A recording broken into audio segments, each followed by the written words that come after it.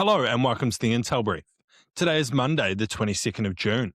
I'm your host, Daniel, and today we're going to talk about Ukraine's drone campaign has forced Crimea to halt fuel sales. US-Iran talks have gone into a second day after Trump has threatened Iran, and Iran closed the Strait of Hormuz. And pressure is mounting on the UK Prime Minister Keir Starmer to quit after a by-election in Manchester.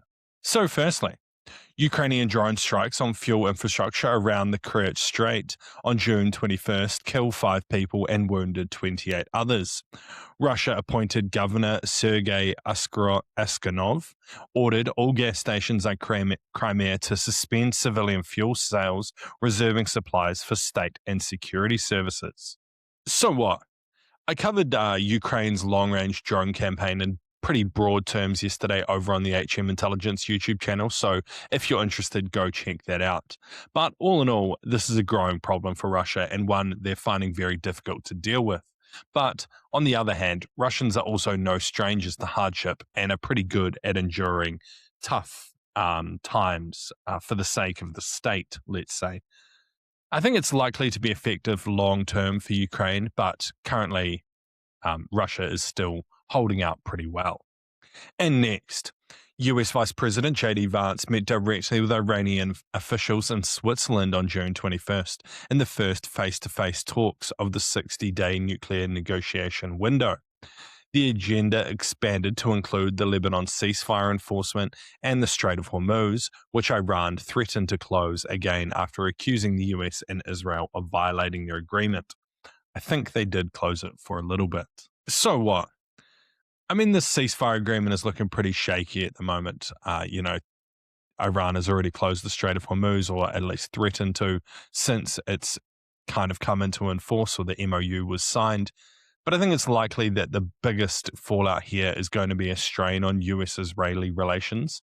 And I think it's likely they're going to become quite tense, as it seems to be the biggest thorn in the side of Trump for getting this deal signed. I think the deal is still possible, but it's not really going to be a good one, and one that Israel almost certainly won't like. And lastly, Andy Burnham won the Makerfield by-election on June 19th with 54.8% of the vote, entering Parliament as a direct rival of the current Prime Minister Keir Starmer.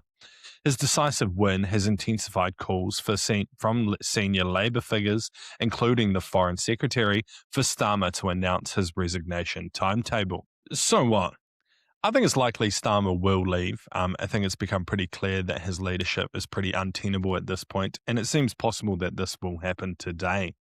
But I think in general, it's unlikely to change much for the UK. Like, this is still a Labour government.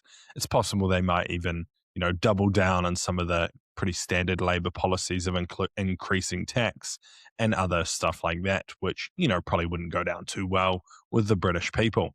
I think without big changes, Labour is going to lose the next election. They're currently polling pretty low, and other parties seem to be doing pretty well. However, this by-election in Makersfield did kind of rock Reform, or a right-wing challenger to Labour. I think they thought they had a possibility of taking the seat away from Andy Burnham, but that did not come to fruition. Anyway, that's been the Intel Brief. I've been your host, Daniel, and I'll see you again tomorrow.